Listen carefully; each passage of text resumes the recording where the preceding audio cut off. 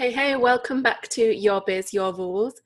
I am extremely excited to introduce this interviewee this week because, well, I am trying to stay cool, but it's with someone I've been fangirling over for quite a long time now. So without further ado and blathering on my part, it's Alex Beadon, everybody.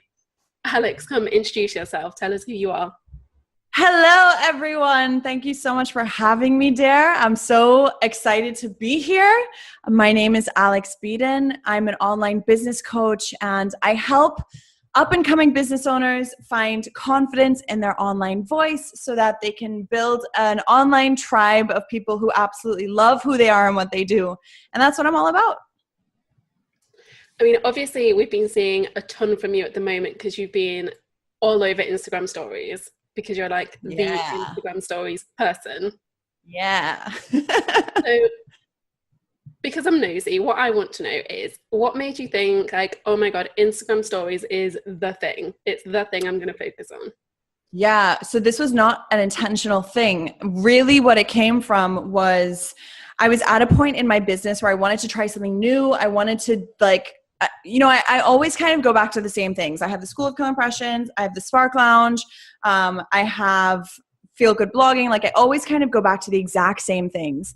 And this time I just wanted to try something different. And the number one question people were asking me in my inbox was, hey, how do you make your stories? How do you make your stories? How do you make your stories? And I started to realize that there's no one really talking about Instagram stories. There's no one really owning that space. So I kind of saw it as like an opportunity to just jump onto Instagram stories and teach the value of Instagram stories. I know for me, stories in general has been so transformative for my business for the past, I would say 2 or 3 years. I would say 3 years, maybe even longer. And just stories is such a unique platform. It's such a unique format to be able to communicate with your audience. And I just absolutely love it. So that's really what sparked me was all of the questions that I was getting about it. And once I actually sat down to think about it, I was like, this makes total sense. Well, because the first time I ever used stories was actually during your 5-day sales challenge last year. And one of the prompts was obviously like, go do a story about this. And I remember being like so freaked out and scared at the thought of doing this thing. I love it. And after that challenge was over, I really didn't do them again until probably about a month ago. And it's like, oh, wow. All of a sudden I'm obsessed. And it's like, yeah, I wake up in the morning, I have to watch the stories from people that I've missed that are in different time zones overnight. And then get up quickly, do my face and start making my stories for the day. That's so interesting that before you weren't really that into them, but now you are into them. I'm curious, what's been the difference for you, or what was the trigger that made you start really, really enjoying them? I think probably it's a visibility thing in general. So for quite a while, I was sort of very comfortable because I'm obviously a writer by trade. So I was very comfortable being hidden behind my laptop, not being seen, just doing my thing quietly. And I've been in a mastermind for the past 9 or 10 months now, and that's awesome. I've really had my arse kicked into being a bit more visible and going live and doing things where people can actually see my face and hear my voice and all of that stuff. And for a while it was really uncomfortable and really, gross, just in every way. But I think now I can, because I'm more relaxed, I can have more fun with it. Yeah. And it's one of those things where it's at first it's super uncomfortable, but like you said, then you get you start finding confidence in that area, and then you can start having fun and being creative. And it's such a means of self-expression. It's such a great way to connect with your audience and let them know who you are and what you do. It builds the know, like, and trust factor. To me, if you're trying to start an online business, you have to be putting yourself out there in that way. So I'm glad to hear that you've been embracing it more. Yeah, and I think maybe to the extreme, because this morning I was just woke up selfie, which was not fun, but it only lasts 24 hours, so it's fine. Exactly. And that's the beauty of stories as well, is it only lasts for 24 hours, and so I love that, because to me it means that the people who really love what you're doing, they're going to be checking your stories every day, right? So I think it's just brilliant. And I think also the people who love what you're doing, they can choose to see as much view as they want. Whereas people who like they don't love a huge volume of content. It's like, it's not like they then get bombarded with everything they've missed. It's just the past 24 hours. Yeah, exactly. Very true. Very true. Okay, so do you have like a trick or a formula for balancing the stories and the posts? Because you do both. This is a great question. So my personal preference, obviously, is the stories. Like, I love the stories. If I have to choose between telling a story or posting a post, I will tell the story. But as I've really stepped into this role as someone who is focusing on Instagram stories, I realize that people are looking to me for not just stories, but they're looking to me. They're looking at my entire feed. They're looking at my bio. They're looking at if I go live or not. So I've really tried to embrace Instagram for a long time. To be honest with you, Dara, I felt so much resentment towards Instagram. I was like, oh, this platform is just so obsessed with like the perfect picture, and like you have to like look beautiful all the time, and like it's almost like a game that you have to play, and that used to frustrate me. And I've done so much work on healing my relationship with Instagram. This sounds like such a crazy thing to say, but it's true. Like, I've done so much work on like reevaluating, like, okay, I don't have to feel resentment towards Instagram just because that is the way it is. I can actually use it to my advantage, right? So like, now, do I post beautiful pictures of myself? Yes. But I think before I used to feel like it was really like vain, or like, what does it say about me if I'm posting all these pictures of myself? Whereas now I'm like, if I want to spread my message, if I want people to know who I am, if I want my business to grow, this is what I need to do, right? And if that's what I need to do, I'm happy to do it. And like, I can totally let go of what people are thinking or saying, because it has nothing to do with me. So I feel like since I've overcome that hurdle, I've really been embracing the Instagram posts. And to me, it's about making sure that everything you post has that quality. You know, the one thing that I'm aiming for in both my Instagram stories and my Instagram posts is I want people to like really look forward to them.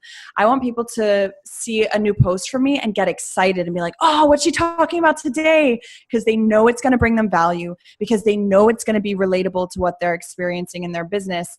You know, I've kind of coined this term business bestie, because that's really what I want people to feel about me and my brand. Is like, I want people to feel that I'm this person who they can turn to, who really understands and can kind of shine a light on the mindsets that matter, the ways that you should be treating your body. Like right now, I'm really into hydration because it's so important to stay hydrated. So like even little things like that, like I don't want to just be talking about strategy day and night. You know, I also want to kind of holistically talk about what it's like being a business owner. So yeah, did that answer your question? Yeah, I think so. Okay. So I've completely forgotten what I was going to say. I'm sure it was going to be fascinating, but it has. Do you know what, Dara? That happens to me I just started a podcast. I don't know how long you've been doing this for, but I just started my podcast. It's actually not even started yet. I've just started doing the interviews. And so often I'm like, I'm just listening to someone, and then they stop talking and I'm like, oh, it's my turn and I'm supposed to have a question ready and I've completely forgotten what it was. So yeah, I feel your pain. Anyway, it'll come back to you. It will. So you talked about having a lot of your beautiful pictures in the feed. Yeah. Now I know this is something that I felt, and I know a few of my friends have felt, that there's just some kind of discomfort with sharing a lot of pictures of you and your face on Instagram. That I don't know if maybe it's an English thing. I don't know either. I think it's a global thing. I think people don't, it's uncomfortable because people are looking at you. You can't hide when your face is all over Instagram. What was the question? Was there a question? Yeah, just like, do you have any tips for sort of finding the confidence to do that, or to sort of get started doing that in a way that doesn't feel so icky? I would just like ask yourself, is this more important? Like, is it more important that I feel comfortable and keep myself hidden and make sure that people aren't looking at me and judging me? Or is it more important that I get my message out there, that I'm connecting with my people, and that I'm serving people, and that I'm able to actually help people? And I think when you can sit down and just make the conscious decision that like, if you're someone like me, you're super clear on where you want to be in 5 years' time, right? And I know that the version of myself in 5 years' time does not have these petty little beliefs about like, oh, people are judging me, or like, oh, like what are people going to think? Or it means I'm vain if I'm sharing pictures of myself. It's like, no, the version 5 years from now is like a strong, powerful woman. She's got her, I don't know if I can swear, she's got her stuff together. You can swear. And okay, she's got her shit together. She knows what she's doing. And she is not really concerned about putting her face on Instagram because she knows it's getting her to the next level. She knows it's helping build her brand. Me, I'm a personal brand. My face matters. Like, it matters that people see me. That's how I'm going to build my know, like, and trust factor. So like, it's interesting actually. If you look at the photos I've been posting recently versus even 2 or 3 months ago, before I was posting a lot of stock pictures. I was posting like pictures of flowers and pictures of like crystals and trying to find on brand stock photos. Today, I'm like, I realize that people like pictures of people more than they like pictures of flowers, more than they like pictures of crystals. And if I'm trying to win the Instagram game and I'm trying to get the attention of people and really make myself known as someone who is an online business coach and expert, then like I have to put myself out there. I have to be comfortable with it. So I would encourage you to just always remind yourself, like, where do I want to be in 5 years' time? How does that version of myself feel about being so public? And maybe you're someone who like really, you don't want to be public, and like, that's totally fine, but you need to build your business around, like consciously around how you want your business to be. So for me, that means my face has to be out there, and like, I need to embrace it. You know, so now like I have a photographer coming on Wednesday. I'm booking another photo shoot next month. Like, I want to be taking as many pictures as I can. Every time I get dressed, I tell my boyfriend, like, hey, you mind taking some pictures of me? And to me, like, that's the most awkward part. You know, to me, the worst part of it is not really posting it.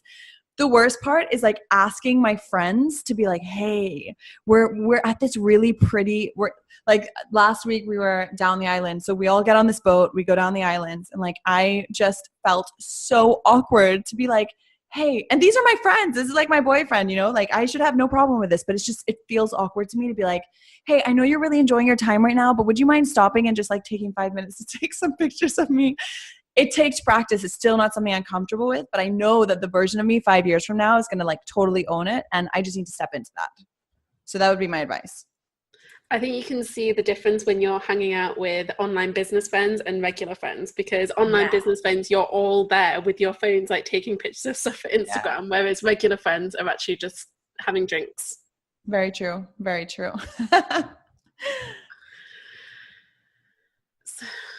Oh my God, I'm just like completely losing my words. You're being me when I'm interviewing people on my podcast. And the best part is I think I'm going to like leave in all of the errors because I think it just makes it so real. I do that. I'm like, not just because I can't cope with the tech involved with editing things, but also I think it sort of lends a certain authenticity to stuff. And I quite like the whole unfiltered vibe and just... Yep. I'm totally with you. Doing things a bit messy. So you have a lot of photo shoots. Yeah. Not a lot. I have like right now I'm trying to be more conscious of it because I need pictures of myself to post on Instagram. Like I need content. So I'm making a really big effort to like whenever my team comes over, I'm like, let's take pictures. Like we'll just go outside. I'm trying to book some photo shoots. I have one this coming Wednesday. I have another one next month.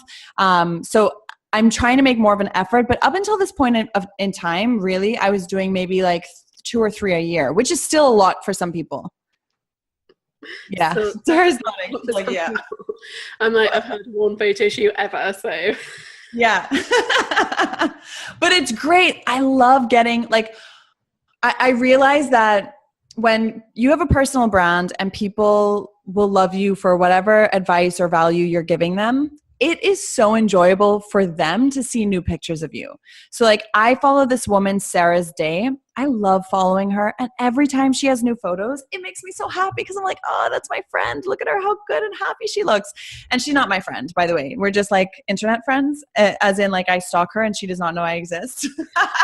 But I love seeing new pictures of her. So I feel like that's how people feel when they see my pictures. And that's how people will feel when they see your new pictures. And it's just like another way to connect. And I think because it's so new to our culture, like we're not used to Like our parents weren't doing this. Our parents weren't, you know, taking pictures of themselves to build their personal brand. It's still so new to culture that I think there's still a lot of discomfort around it. So like, I just have to continually remind myself that like, we're paving the way. And, you know, in 10 years time, this is going to be so normal.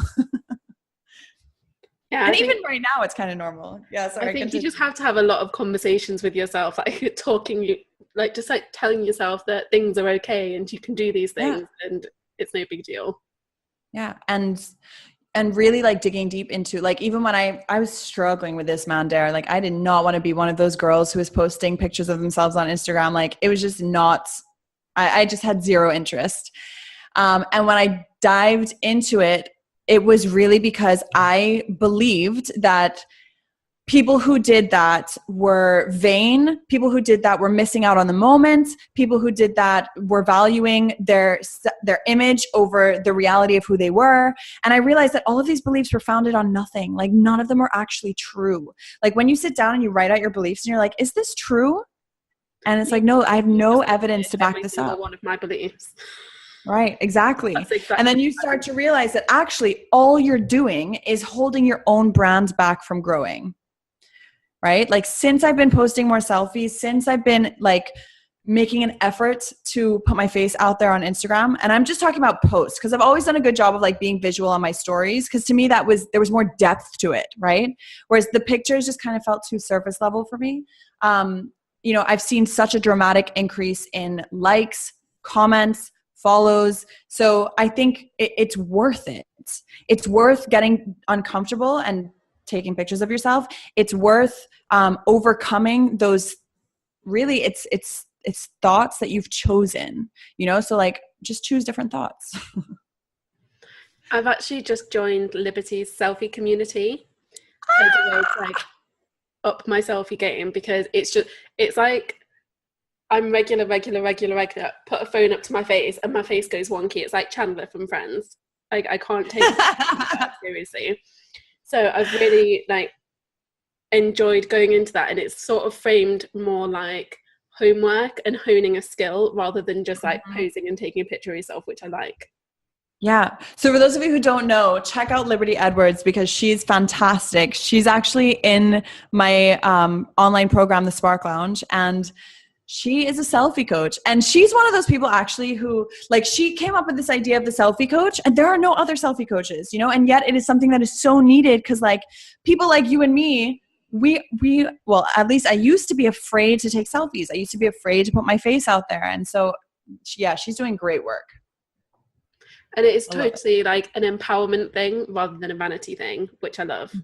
Because that's sort of falls into my icky list of values. I know. I'm with you. I'm totally with you. Oh gosh. If you're listening. Hi, Liberty. Okay, so do you have a little stash of really quick tips to help people supercharge their stories if they're relatively new to the game? This is a great question. So I would say aim to always have a folder on your computer that has a really quick and easy story that you could post, like just a one-off story, right? So it could be like a quote. It could be a little paragraph of advice. It could be a photo that you found on Reddit or like a GIF that you think is particularly aligned with your brand. The important thing is that it should be aligned with your brand. It should not just be like some random thing.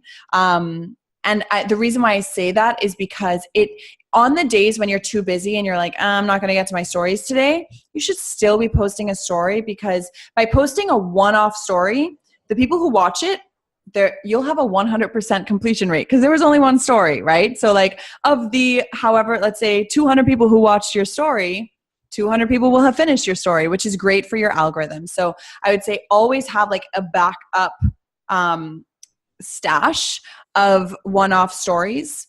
The next story tip that I would give you is to always make sure that your story is complete and whole and makes sense to a stranger.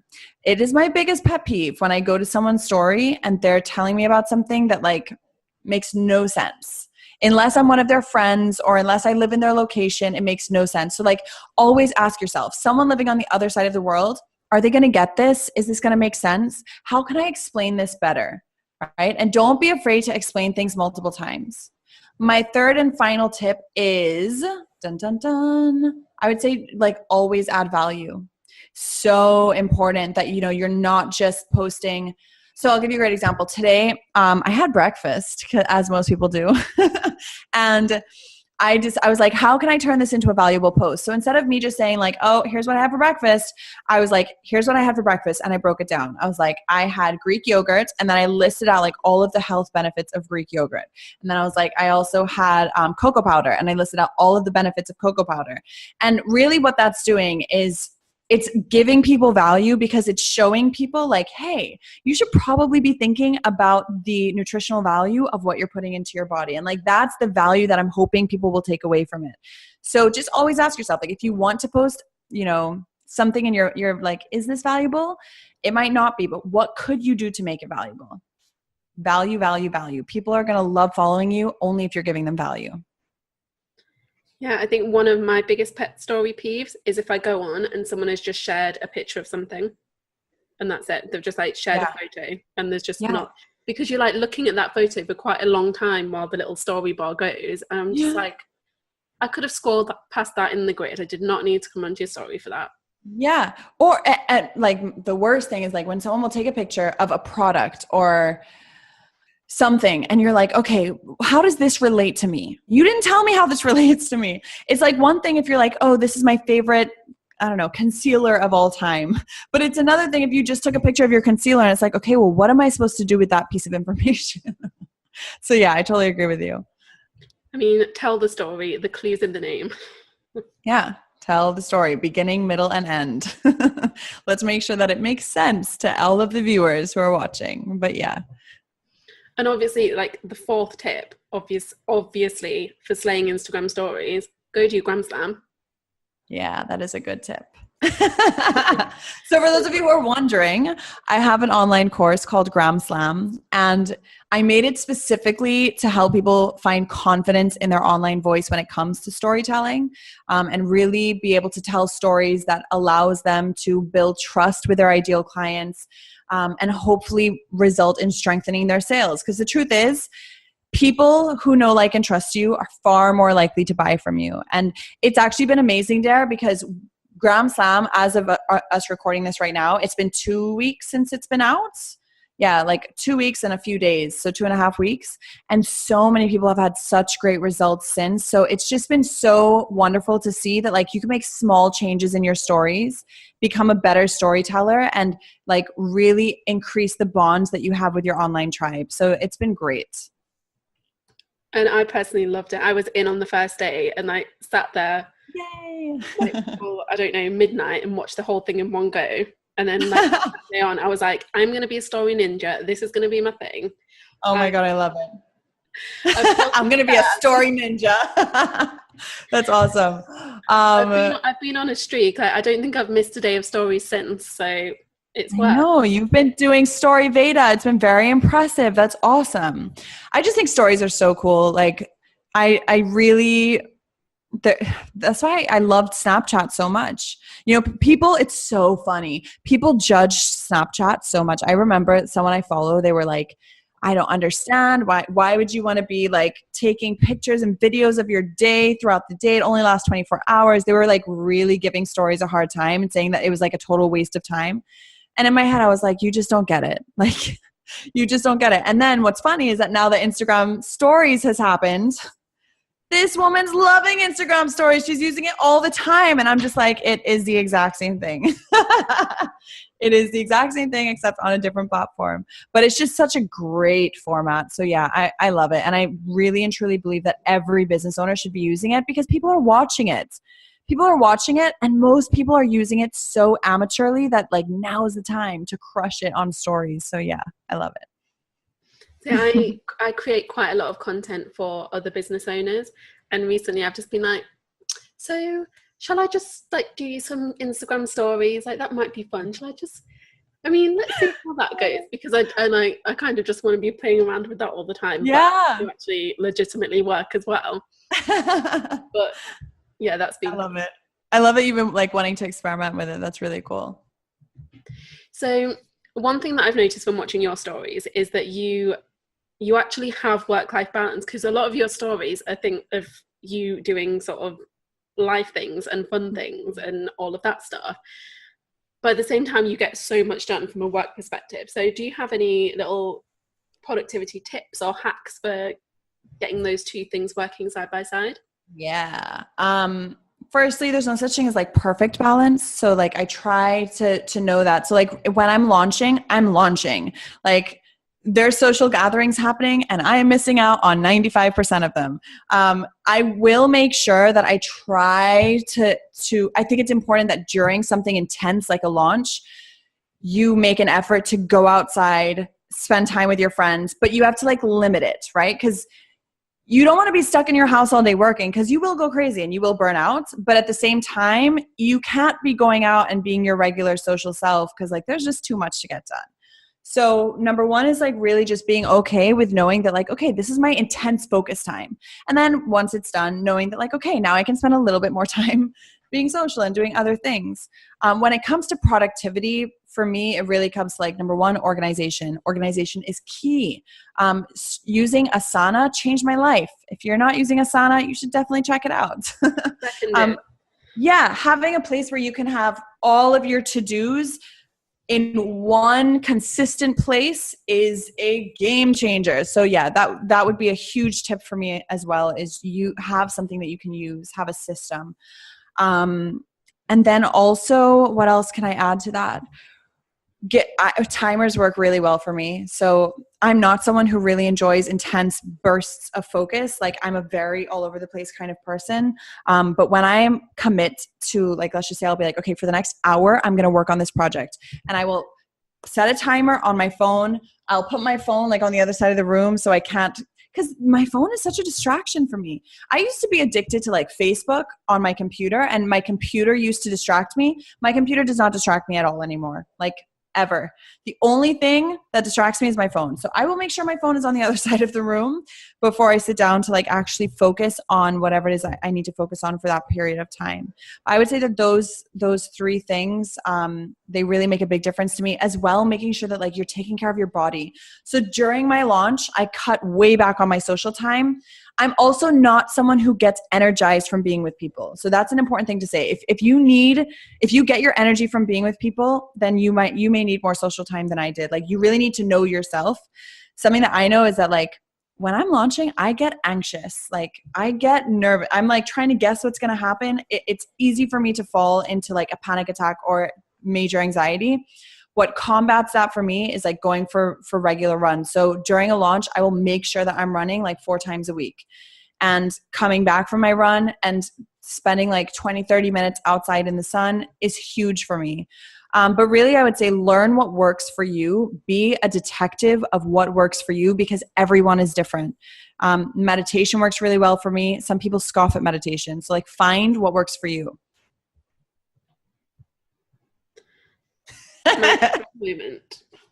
Mic drop moment. I would definitely agree with that. I can't be on board with the whole sit outside thing, because I live in gloomy middle England, where it's currently raining and grey, so not so much of the sunshine for me. Exactly. Yeah. And that's the thing. It's like everyone's situation is different. So find like whatever, like for you, it might be listening to music, or it might be dancing, or it might be, calling a friend, whatever works for you that's going to get you recharged and not burned out during that launch period is going to be key. Okay, right. Now I'm coming to my favorite question, because this is something that I ask everybody. I'm very excited. And actually, I'm going to write down what I think your answers are going to be before you. Oh, wow. I love this. I'm so excited.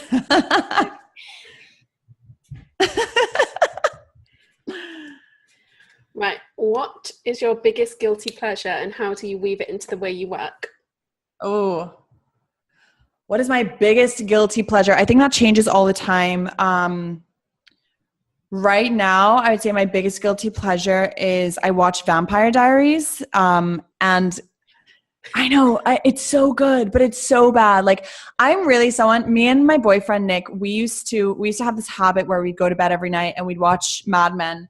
And I mean, you'd watch one episode and then it'd be like one more. Okay, one more. And then you'd watch another episode. And then when I actually stopped, once we had finished the whole series, of course, because you couldn't stop before that, I actually stopped and I was like, oh my God, I just spent so much time watching Netflix. And like, there's a part of my soul that dies when I think about it, even though it brings me so much pleasure and like calm and like, it's a great thing. I knew that we'd had like a season of it and I was like, okay, time for me to switch things up.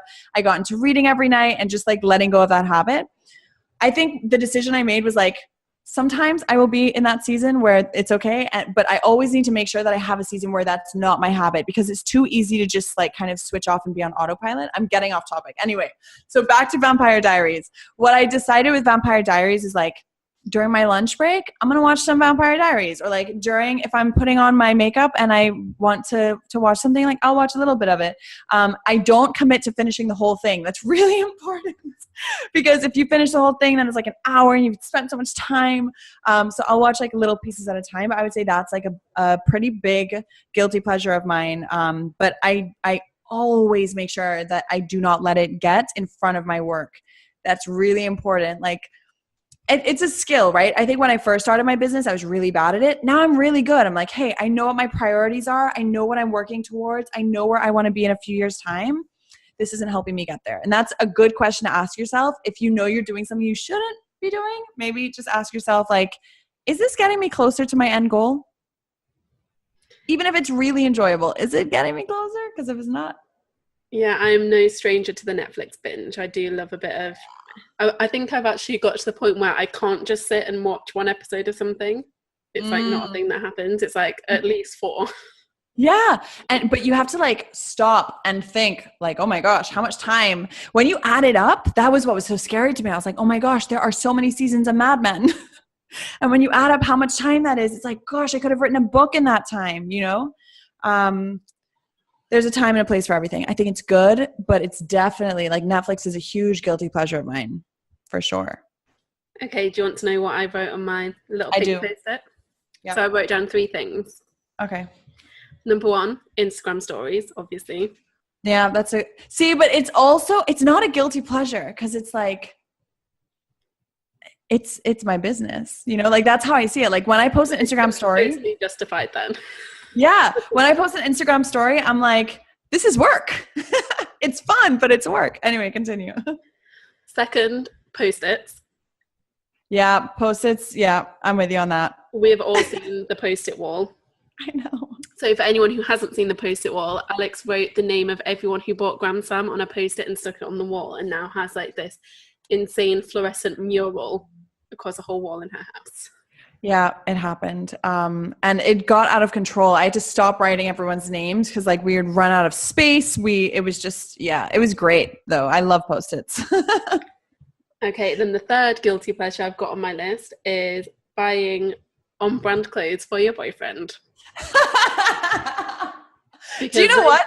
It was you who messaged me that, wasn't it? That is so funny. When I read that, I died laughing. I was like, dude, and you know what's funny? I actually did buy him those pants. And when I bought them for him, I was like, is he gonna? So for those of you who don't know, my brand color is pink. And on one of our very important launch days, I went to a plant store and we bought plants. My boyfriend was there. He was wearing my bright pink pants that I bought for him. And that's what Dara's referring to. But when I bought them for him, I was like, I just don't know if he's going to like these. They're really cute, though. They have little flamingos all over them. Like, they have a flamingo pattern. I was like, my boy, Nick is kind of like a funky guy. Like, he likes, like, quirky things. So I was like, I think he's going to like these. He loves them. He wears them all the time. So, yeah, I think I need to definitely – but it never even occurred to me that, like, that's my brand color. So I think you're right. I need to buy him more pink clothing items. I love it. And, like, a little bit of the yellow as well. Yes. An accent color. I love it. Okay, so thank you so much for joining me today. Just to wrap up, tell us all where we can find you online. Thank you for having me, Dare. And you guys can find me at alexbeadon.com. You can also find me at Alex Beadon on Instagram. You can find me if you want to join my email list, which is like really and truly the best place to join me because I'm about to be investing some major love into my email list. It's alexviplist.com. And I just want to say, Dare, thank you so much for having me. Thank you so much for the work that you're doing in the world, and not just the work you're doing in the world, but the work that you're doing on yourself, like really stepping into the truest version of who you are. That's some hard work. So like, round of applause for you and for me, because I'm doing it too. But like, I feel like we're soul sisters in that way, because it's not easy, you know? So I just want to give you respect for that and just say thank you so much. Oh, thank you. You're welcome. Well, thank you again for joining me today. It's been great to chat with you. It has been so much fun, and I'm really glad that we did this. And thank you again for being so flexible with me. It's okay. For anyone who doesn't know, she had to be a little bit late because she was getting her nails done, but it's fine. I was getting my nails done and I was like, oh my God, I'm not going to have enough time. I was like, I need an extra 15 minutes, because what had happened, if you want to know the truth, she was doing my nails and then she brought 2 colors for me, which I chose then. I was like, I can't decide. She was like, oh, you should ask your Instagram followers. I was like, okay. So I did that. But because I did that, we had to wait for the responses. So she then started doing my toes, which was fine. But what happened is that in the time that she was doing my toes, the base coat that she had put down, this may be way too much information, but we're just going there. The base coat she put down had like started collecting fluff. So when she started painting my nails, there was just fluff all over them. She was like, oh my gosh. And so she had to spend all this time picking it off. And I was like, okay, this is going to take too long. I need an extra 15 minutes. So thank you very much, Dare. It's fine. These things happen. Clearly. Oh gosh. And on that very girly note, we're going to go. Yes. Thanks for listening, everyone. Thank you for listening to Your Biz, Your Rules. I hope you enjoyed listening to this episode as much as I enjoyed creating it. If you'd like to learn a little bit more about weaving personality into your business, please feel free to hop over to my website, darapaddy.com. That's where you'll find all kinds of resources and all kinds of inspiration for just being a little bit more you online, because it is possible.